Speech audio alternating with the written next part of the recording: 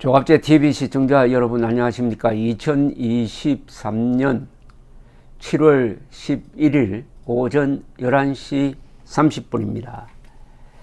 작년에 푸틴 러시아 독재자가 우크라이나를 침공할 때 그 이유로 단 것이 우크라이나가 유럽과 가까워져 가지고 나토에 가입할지도 모른다.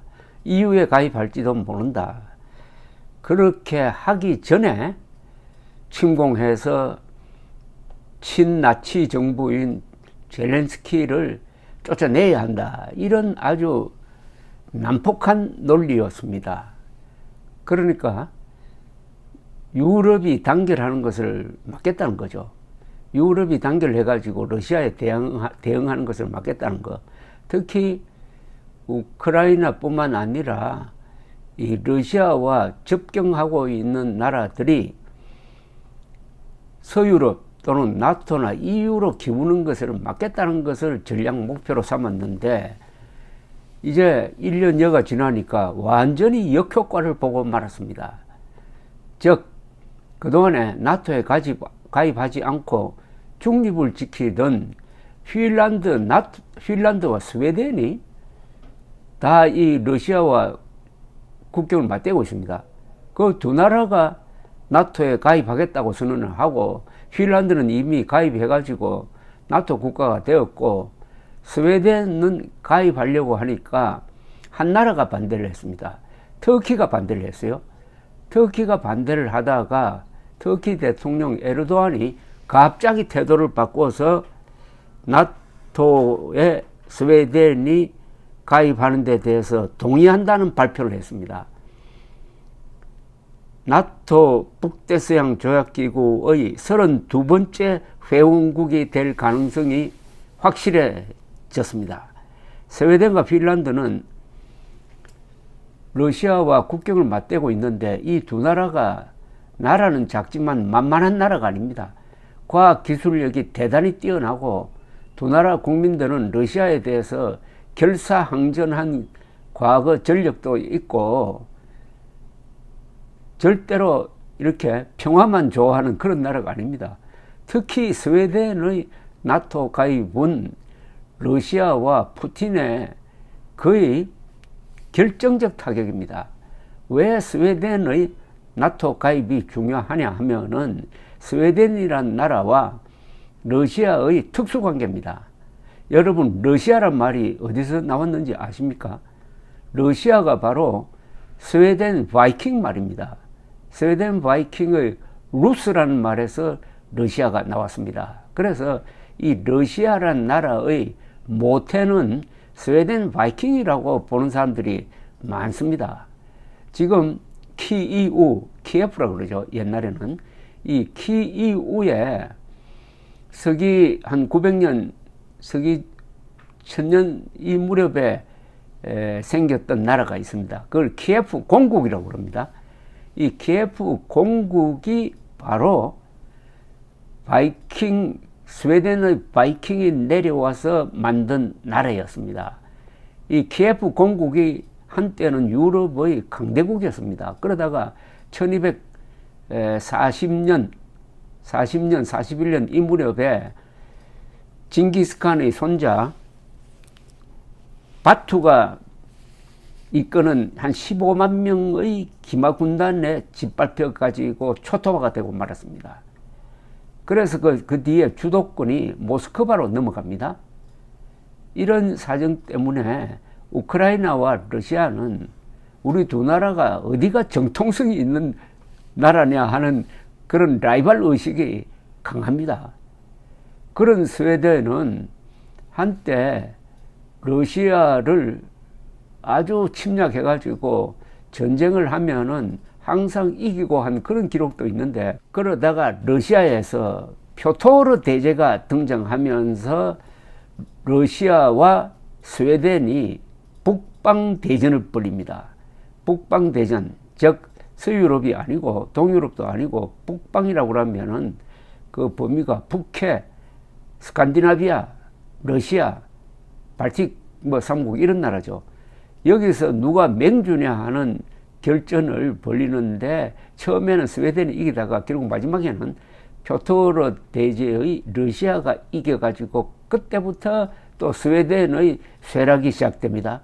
한때 스웨덴은 특히 17세기 종교전쟁 때 스웨덴은 유럽 최고의 군사 강국이었습니다.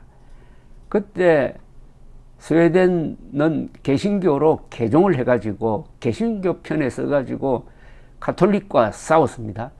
이 스웨덴 군대가 유럽의 한복판에 있던 이 독일 지역을 휩쓸었습니다. 뮌헨까지도 스웨덴 군대가 점령한 적이 있습니다. 그래서 이 스웨덴은 바이킹의 전통도 있고 17세기 군사 강국의 전통도 있고 해가지고 대단한 군사적 잠재력을 가지고 있는 나라입니다. 이런 나라가 나토에 가입하게 되었다는 거죠. 그동안에 나토 가입을 두고 에르도안의 터키가 반발하는 바람에 핀란드는 가입했지만은 스웨덴이 혼자 남아 있다가 그 장애물이 제거된 겁니다. 이렇게 된 데는 아마 미국, 나토, 서방 국가에서 이 에르도안의 요구사항을 상당히 들어준 것으로 보입니다. 첫째는 스웨덴 안에 이 에르도안 정권에 반대하는 이 쿠르드족 사람들이 있습니다. 그 사람들을 단속해달라고 요구를 해왔습니다. 에르도안은. 그리고 터키가 EU에 가입하도록 도와줘야 한다. EU에 먼저 가입하고 그 다음에 나토에 스웨덴이 가입하도록 하겠다. 이런 방침을 공개적으로 밝히기도 했습니다. 아마 스웨덴은 앞으로 나토에 터키가 가입하는 것을 앞장서서 아마 지원하기로 약속한 듯 합니다. 자, 이렇게 되면은 괜히 우크라이나를 침공해가지고 스웨덴과 핀란드가 반러시아 대열에 동참을 해가지고 나토를 강화시킨 겁니다. 이런 바보짓이 어디 있습니까? 그러니까 푸틴의 전쟁 목표는 완전히 지금 거꾸로 되어가지고 역효과가 되어가지고 부메랑이 되고 있습니다.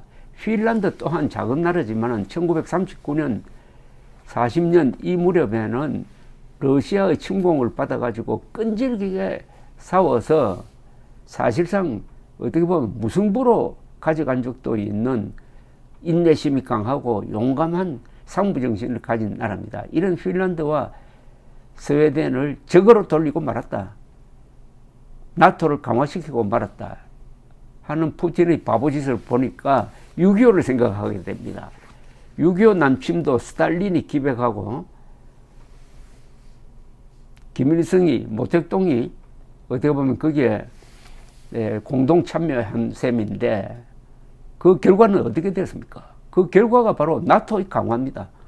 이번에 나토 정상회의가 리투아니아에서 있습니다. 거기에 윤석열 대통령도 참석하게 되는데 6.25가 났을 때는 나토라는 조직은 사실상 이 서류상으로만 존재하는 그런 존재였습니다. 그러나 6.25가 나니까 트루만 대통령이 작심을 해가지고 이 나토를 강화합니다. 그래서 나토가 지금처럼 군사 동맹체로 커지도록 만든 게 6.25, 6.25에서 스탈린, 모택동, 김일성이가 대한민국을 남침을 하고 그러니까 미국이 한국을 지키기 위해서 파병하고 하는 이런 과정에서 만들어진 작품이 바로 그 나토고 그 나토에 윤석열 대통령이 참여한 것도 이런 역사적 백그라운드가 있는데 스탈린의 바보짓을 이번에는 푸틴이 하고 말았습니다.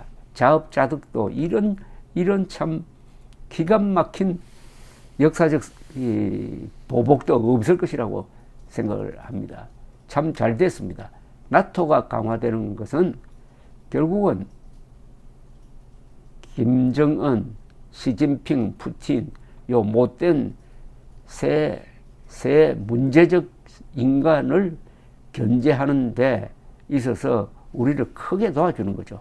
다만 이번 나토 회담에서 우크라이나를 어떻게 지원할 거냐 하는 논의가 앞으로 좀 상당히 민감하게 진행될 것 같습니다.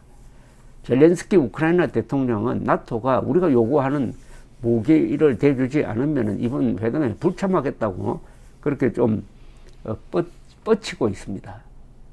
우크라이나를 지원하는 데 있어서 제일 중요한 것은 현재는 포탄입니다.